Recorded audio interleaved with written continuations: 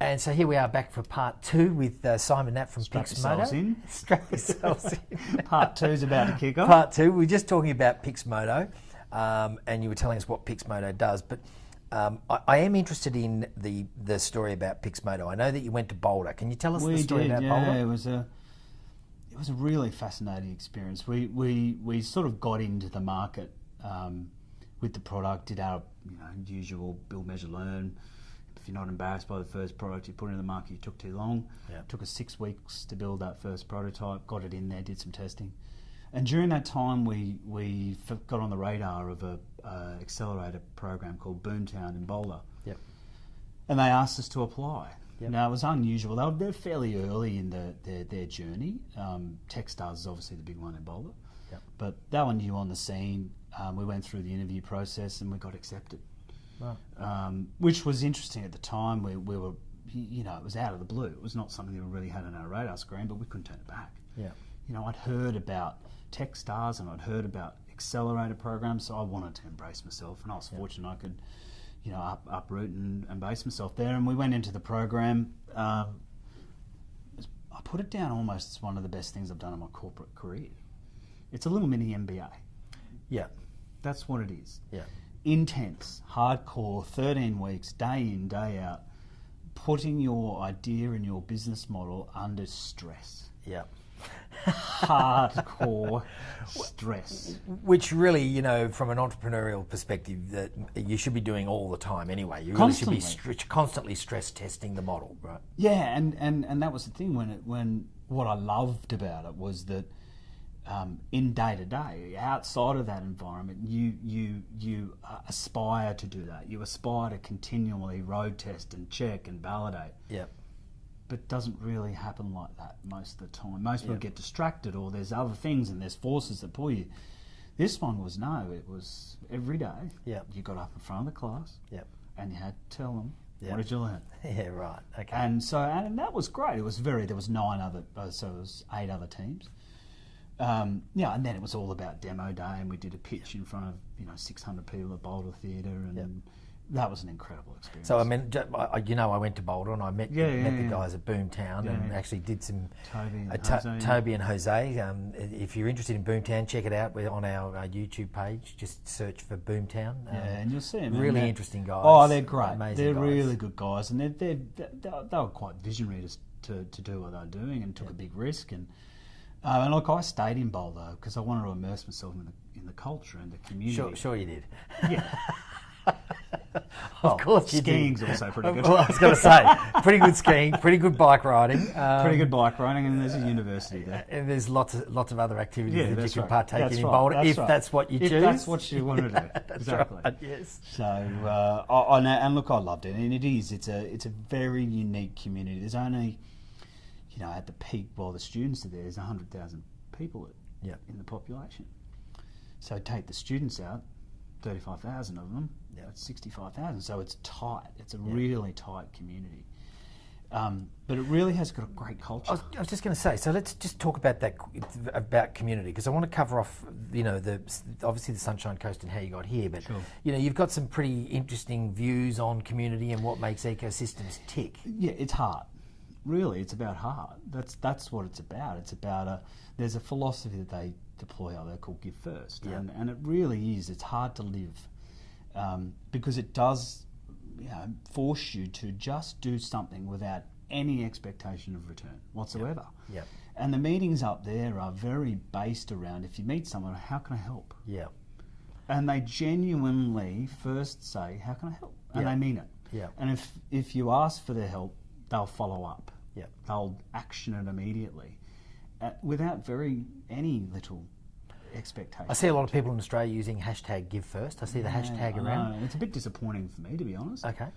Only because I think, I get it. Everyone wants to espouse that they understand what that true meaning is. Yeah.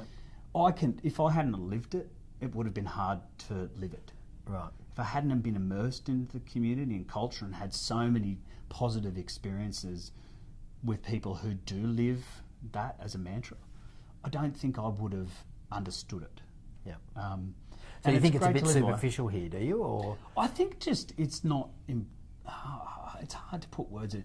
it's not superficial. It's just I don't think the emotion has really been tied to the meaning yet. I don't think there's. I think because of the state of our ecosystem and our community here, which is probably a little bit more less mature than what Boulder is. Oh well, certainly. I mean, we're still immature. Yeah, we're taking baby steps. Yeah, whereas Boulder's running marathons. Yeah.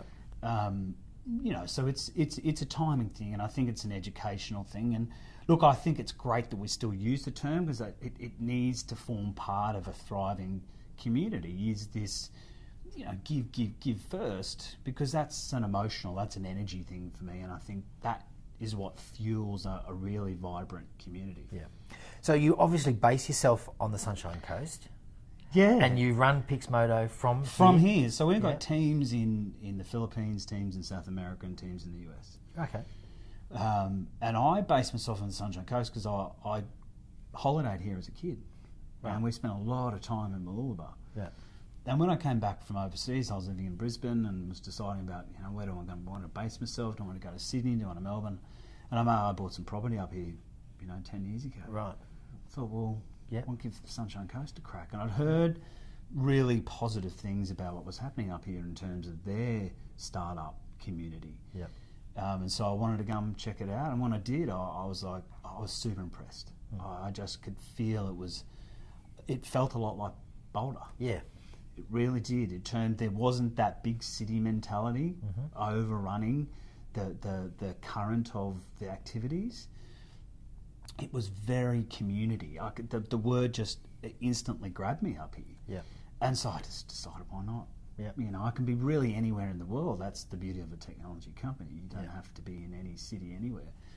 So I travel quite regularly back to the US, and I'm about to go to the Philippines in November, December. Right. See the team over and Pixmoto's growing? Mate, we took a very considered approach. Again, I suppose it was very different to maybe a lot of other startup journeys and how a lot of other startups approach it. We took a very considered approach. We didn't raise a lot of money. We didn't go and say we're going to do $5 million right out of the gate. Yep. Maybe that's the old accountant in me, mate. The conservative. You can take the boy out of the accountant. Well, I mean, I suppose I get a little frustrated that we continue to wear this, how much we've raised, as a badge of honour, and we're not really. It concerns me. I'm sure that the business models are, based around driving revenues. But in good times, it's okay to raise capital. I suppose you and I have both been through that .com period where people were throwing money at early stage companies, and then when the shit hit the fan and everybody stopped handing out money and investment, then all these companies just fell over because they weren't sustainable. And that's my concern, I think, and that's why we didn't want to do it. We've raised the amount of money that we needed to continue to get us to where we thought the market needed to be. And the signals, we just closed a round 6 weeks ago. Yeah. But again, it wasn't a big round. Yeah. And people asked me, how much do you raise? And I said, enough. Yeah. Because for me, it's about that. It's about, and we're growing rapidly. We've now got 10,000 videos in our library that are all in our format. Right. And we're building a marketplace around brands being able to access and tap that to sell their products. Right, okay. So it's the Zara model. Yeah. It's the Zara model, basically, where I've got new videos coming into the marketplaces every day.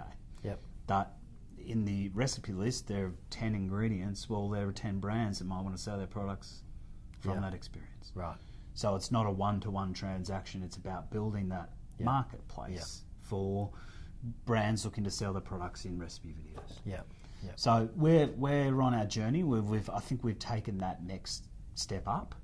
We are global. We've got teams in the US and here, and look, it's an exciting time. So just to wrap up, because I mean we might have to do part 3. Yeah. A bit of a talker, but no, that's okay. I mean, we can always throw it into the edit suite and cut it down to 15 seconds. So the 15 seconds that makes any sense. But I do want to talk to you about the recent announcement around the let's do that, the submarine cable, etc. So we'll come back and do part 3. Yeah, good. All right.